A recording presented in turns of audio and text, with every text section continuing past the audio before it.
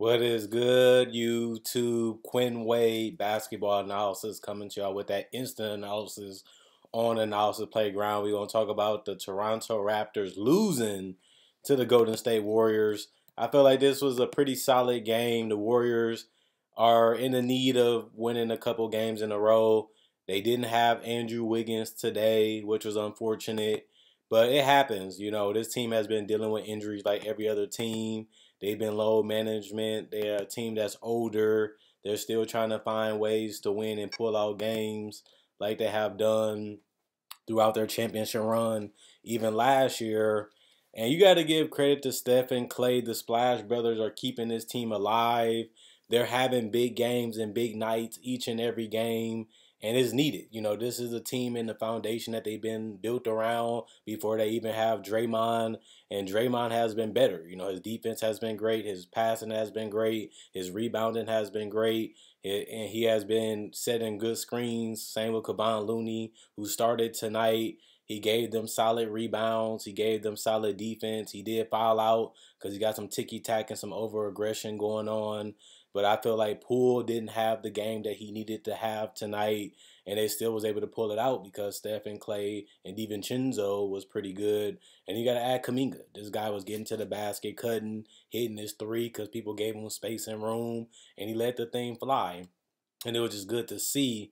When you see that Draymond Green had 5 points, he was +4 and plus minus, one personal foul, 2 turnovers, 7 assists, 7 rebounds. He was 1 or 2 from the free throw line, or 1 from 3, 2 or 4 from the field. He wasn't looking to score. He was looking to get guys open and get guys opportunities to score, and did a phenomenal job at that. Kevon Looney, 12 points, +12 and plus minus. He did foul out, 3 assists, 8 rebounds.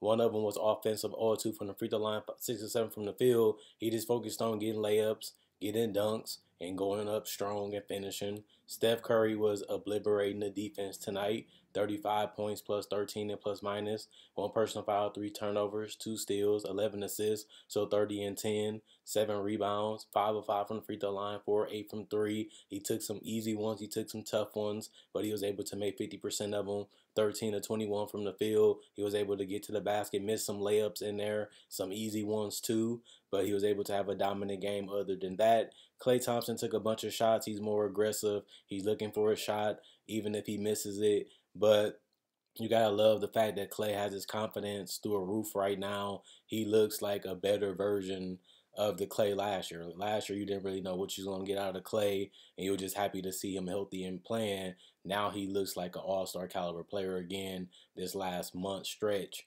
And you got to give him credit for putting in the work and having love and passion for the game still. 29 points, +6 and plus minus, 1 personal foul, 1 turnover, 1 steal, 1 assist, 8 rebounds.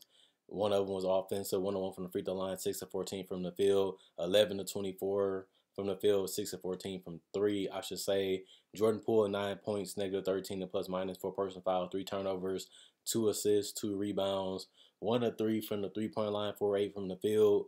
He did a good job of not trying to do too much and not trying to force it. He can have a tendency of doing that. I feel like he played a smooth game throughout, and he didn't get in the way.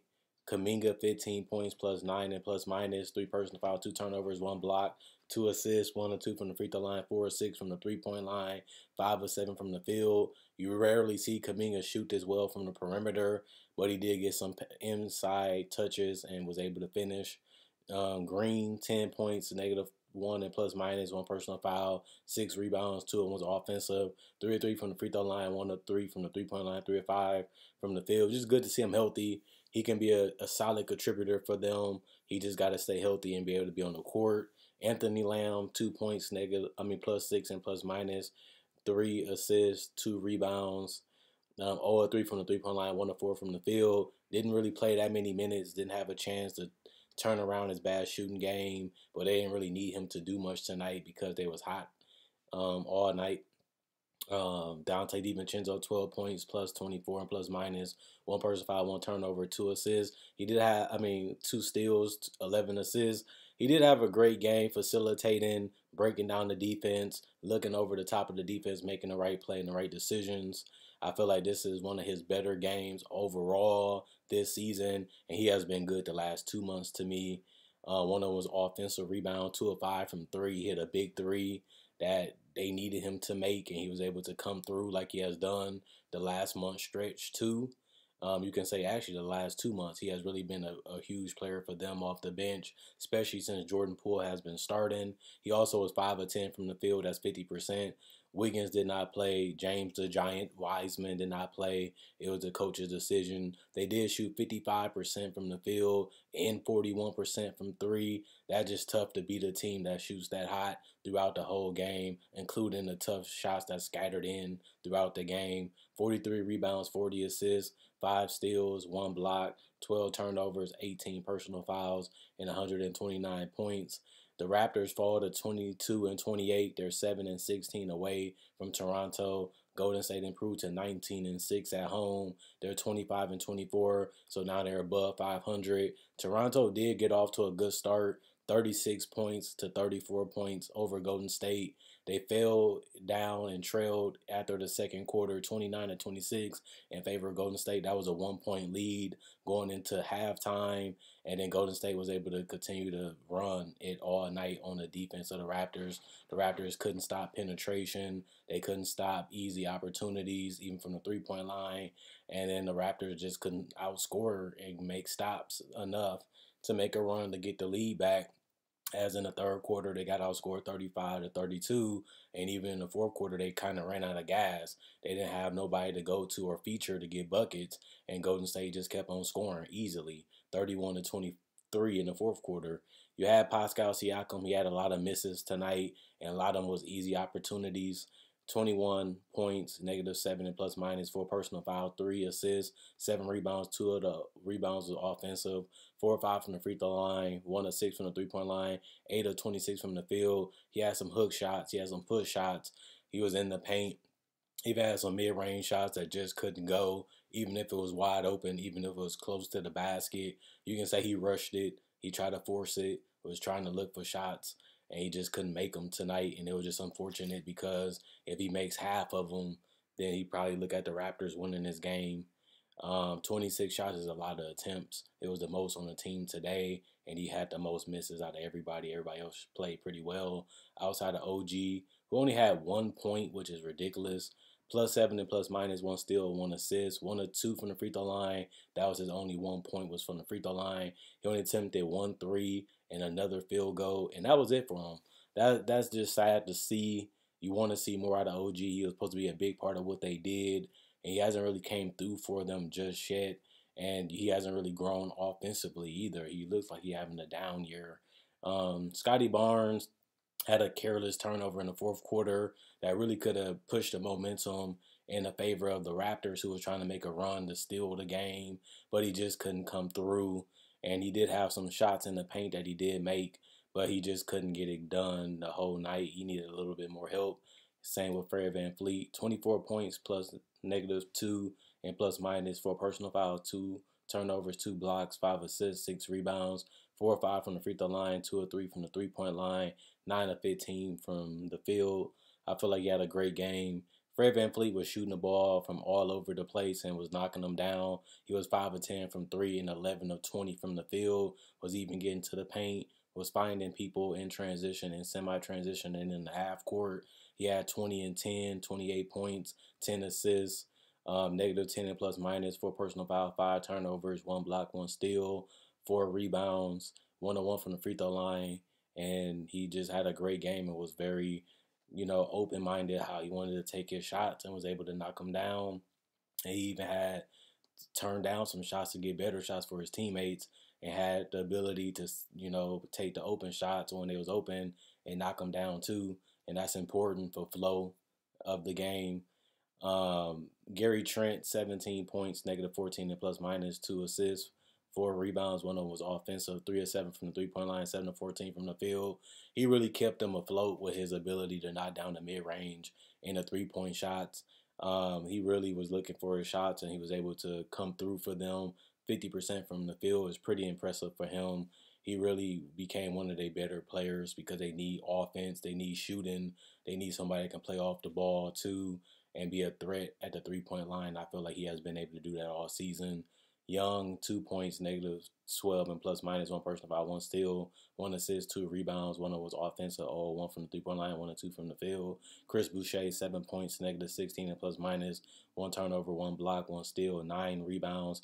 Five of them was offensive, 2 of 5 from the free throw line, 1 of 3 from the 3 point line, 2 of 9 from the field. Hernan Gomez, 0 points, +2 and plus minus, one personal foul, 3 rebounds, all one from the field. And Precious Chua was great in the paint, 5 offensive rebounds. He had 11 rebounds total with 17 points. He was one of the biggest factors of why they was able to stay in the game and not get blown out completely. -8 and plus minus, two personal foul, two turnovers, one steal, 1 of 3 from the free throw line, 0 of 2 from the 3 point line, and he was 8 of 12 from the field. Harper, Birch, Koloko, Malachi, Flynn, and Dalton did not play, although they was healthy coach's decision. They shot a decent 45% from the field and a good 36% from three. They didn't shoot the ball particularly well from the free throw line, 61%, 13 of 21.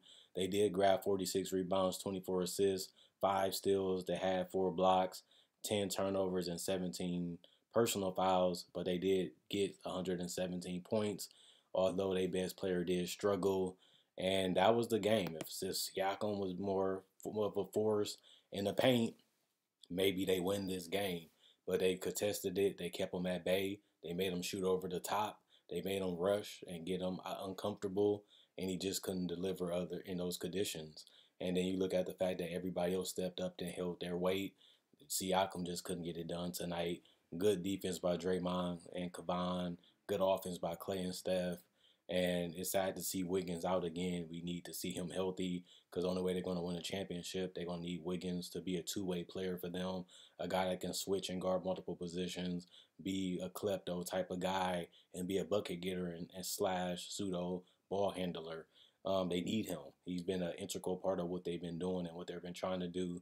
And if they want to win the title, they're going to have to figure out that center position because they got ate up a little bit in the paint, and it's because they have the lack of rim protection. And like I said before, Draymond can't do it all. He's only one player, and a lot of their perimeter players are not great defenders, and they get broken down a lot going to the basket because it's easy to get to the basket when you have no rim deterrent in the paint. And Kevon Looney is a little slow, and he only can get 1 or 2 steps, and by then somebody already got a layup or a dunk.